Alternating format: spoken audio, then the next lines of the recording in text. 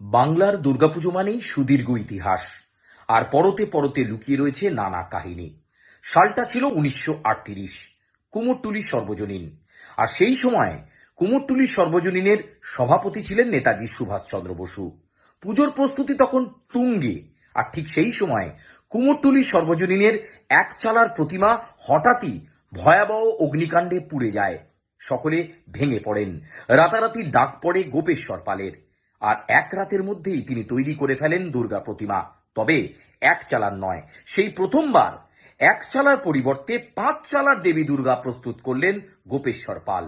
বলা যেতে পারে নেতাজির তত্ত্বাবধানেই এবং গোপেশ্বর পালের উপস্থিতিতেই রাতারাতি তৈরি হয়েছিল সেই দুর্গা প্রতিমা, যেখানে দেবী দুর্গা, কার্তিক, সরস্বতী, লক্ষ্মী, গণেশ সবকিছুর ফিগার ছিল আলাদা আলাদা। আর সেখান থেকেই 5 চালার দুর্গা প্রতিমা পুজোর শুরুও বলা যেতে পারে।